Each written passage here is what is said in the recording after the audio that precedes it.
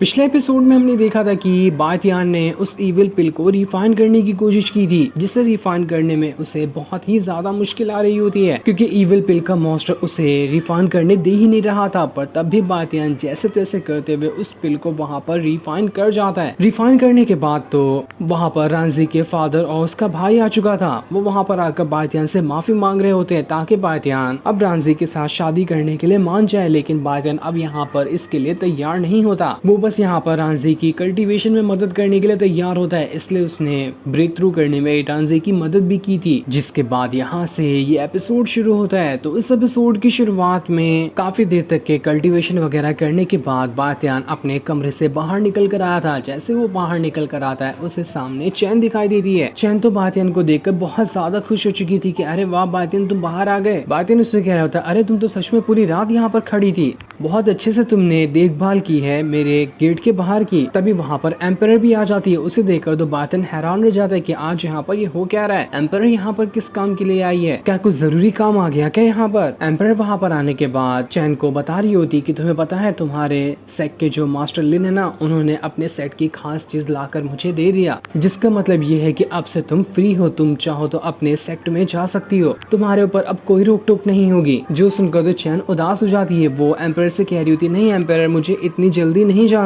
मुझे थोड़ी देर और यहाँ पर रहना, मुझे यहाँ पर रहकर काफी ज्यादा अच्छा लगता है, क्या मैं आपका ही सेक्ट यहाँ पर ज्वाइन नहीं कर सकती हूँ क्या। जिस पर एम्परर कह रही होती नहीं ऐसा नहीं हो सकता, तुम लेग्यून सेक्ट की एक कोर डिसाइपल हो और ये करने तो बिल्कुल भी मास्टर लिन नहीं देगा। वो तो पहले से भड़का हुआ है, इस चीज से वो और ज्यादा भड़क जाएगा, तो इसलिए मेरे ख्याल से तुम्हें अपने सेक्ट में ही वापस जाना चाहिए। मुझे माफ कर देना लेकिन मैं ये तुम्हारी रिक्वेस्ट को पूरा नहीं कर पाऊंगी। बेचारी चैन वहाँ पर बहुत ही ज्यादा उदास हो चुकी थी। वो बातियान से कह रही होती बातियान देखो मैं जा रही हूँ, मैं अपने सेक्ट में वापस चली जाऊंगी, तो क्या कभी हम दोबारा फ्यूचर में मिल पाएंगे या फिर हमें आज ही हमेशा के लिए अलग होना पड़ेगा। जिस पर बातियान कहता है घबरा क्यों रही हो, अगर हमारी किस्मत में मिलना लिखना होगा तो दुनिया की कोई भी ताकत क्यों ना आ जाए, हम तो दोबारा जरूर मिलेंगे। जिसके बाद बातियान एम्परर से कह रहा था एम्परर मैं चाहता हूँ ना कि कल आप मेरी फाइट फूजिन के साथ लगवा दे, मैं उस फाइट को अब और ज्यादा डिले नहीं करना चाहता। दोस्तों आपको पता ही होगा कि यहाँ पर फूजिन और बातियान की फाइट क्यों होने वाली है, क्योंकि हाल फिलहाल फूजिन सेकंड नंबर 1 डिसाइपल है और बातियान सेकंड नंबर का। यहाँ पर इन दोनों की फाइट कराई जाएगी और जो भी ये फाइट जीतेगा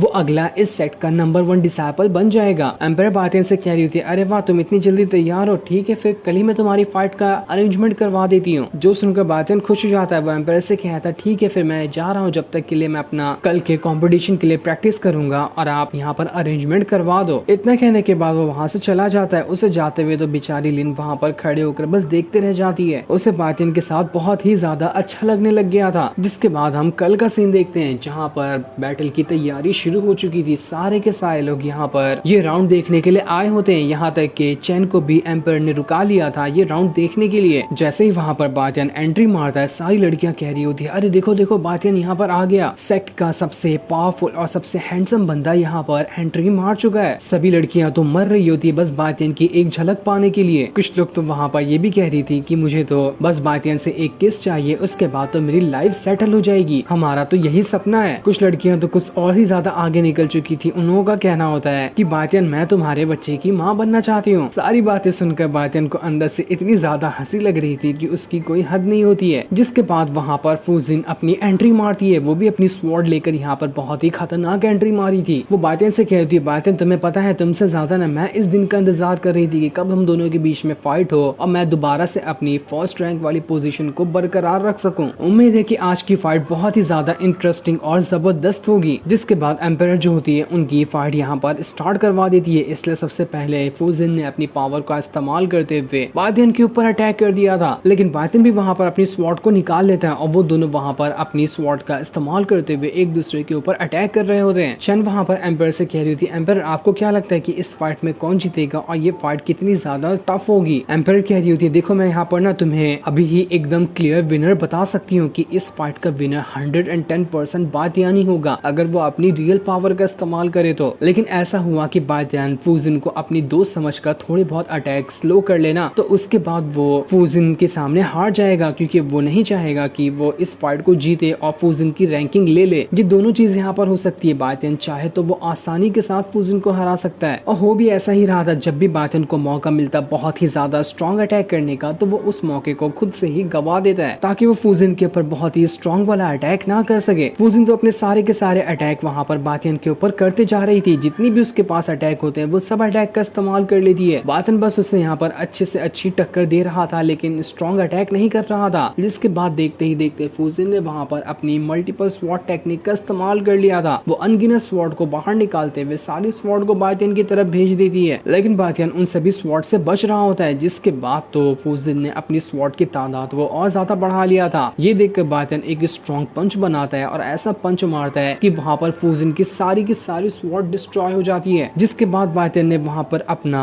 मॉन्स्टर हैंड अटैक को एक्टिवेट कर लिया था। वहाँ पर उसका एक बहुत ही ज्यादा स्ट्रॉन्ग हैंड बनकर आ जाता है। वो हैंड इतना ज्यादा बड़ा था कि वो पूरी तरह से फूजिन को कवर करते हुए उसे घेरने की कोशिश करता है, लेकिन फूजिन ने भी अपनी पावर का इस्तेमाल करते हुए एक ही बार में उस हैंड को वहाँ पर डिस्ट्रॉय कर दिया था। जिसके बाद बातियन और फूजिन दोबारा से एक दूसरे के ऊपर अटैक करना शुरू कर देते हैं। इनकी फाइट बहुत ही ज्यादा जबरदस्त चल रही थी, पर जैसे ही अटैक लगने की वजह से फूजिन नीचे गिरने वाली होती है, सही टाइम पर बातियन आता है और उसे गोद में उठाते हुए बचा लेता है। बिल्कुल ये दोनों हीरो और हीरोइन लग रहे थे। सारे लोग कह रहे होते अरे देखो यहाँ पर हमें हमारे हीरो हीरोइन मिल गए, क्या बात है, मजा ही आ गया इस फाइट को देखकर। लेकिन सभी लोग खुश थे, पर चैन वहाँ पर थोड़ी थोड़ी उदास हो रही थी। ऐसा लग रहा था कि वो खुद ही बातियन को पसंद करने लग गई है। बातियन के पीछे तो न जाने अनगिनत लड़कियां पड़ी हुई है, लेकिन तब फूजिन वहाँ पर बातियन को धक्का मारते हुए वापस से अपना अटैक एक्टिवेट करके बातियन के ऊपर अटैक करने की तैयारी कर देती है। लेकिन बातियन अपनी थंडर पावर का इस्तेमाल करते हुए उसके सारे अटैक को जमा कर वहाँ पर एक ही सेकंड के अंदर डिस्ट्रॉय कर देता है। एम्पायर ने बिल्कुल सही कहा था कि बातियन चाहे तो बहुत ही आसानी के साथ फूजिन को हरा सकता है, लेकिन वो यहाँ पर अपना पावरफुल अटैक एक्टिवेट कर ही नहीं रहा था ताकि यहाँ पर फूजिन को चोट वगैरह ना लग जाए। वो खाली यहाँ पर फूजिन के अटैक को डिस्ट्रॉय करता, अपना तो अटैक उसके ऊपर बहुत ही कम कर रहा होता है। तब एक अटैक की वजह से फूजिन के थोड़े से बाल वहाँ पर कट जाते हैं। इस चीज को देखकर फूजिन कह रही होती है माना कि तुमने यहाँ पर अपना स्ट्रॉन्ग अटैक नहीं किया, पर तब भी तुम यहाँ पर मुझे बहुत ही ज्यादा जबरदस्त टक्कर दे रहे हो। फूजिन वहाँ पर बातियन से कह रही होती है बातियन तुम्हें पता है इस बैटल के बाद ना मैं इस सेक्ट से चली जाऊंगी, इसलिए तुम ये बिल्कुल मत सोचना कि मैं यहाँ पर तुम्हारे ऊपर ना हल्के फुल्के अटैक करूंगी, मैं अपनी पूरी जान लगा दूंगी तुम्हें हरा। सुनकर बातियन भी हैरान था। वो फूजिन से कहता है क्या कह रही हो तुम, कहाँ चली जाओगी इस फाइट के बाद, तुम आखिर सेट को क्यों छोड़ रही हो। फूजिन उससे कह रही होती है बस यहाँ पर फाइट हो जाने दो, उसके बाद मैं तुम्हें बताऊंगी। जिसके बाद फूजिन ने वहाँ पर अपनी और ज्यादा स्ट्रॉन्ग पावर को एक्टिवेट करना शुरू कर दिया था। उसके बाद वो बातियन के ऊपर अपना बहुत ही स्ट्रॉन्ग अटैक करने वाली होती है। उसने वहाँ पर अपनी पावर का इस्तेमाल करते हुए उसी फिनिक्स गॉड की स्पिरिट को बाहर निकाल लिया था, जो स्पिरिट बहुत ही ज्यादा स्ट्रॉन्ग लग रही होती है। आपको तो पता ही होगा कि बातियन ने ही उसकी मदद की थी फिनिक्स गॉड की स्पिरिट को कल्टीवेट करने में। ये देखकर बातियन भी अपना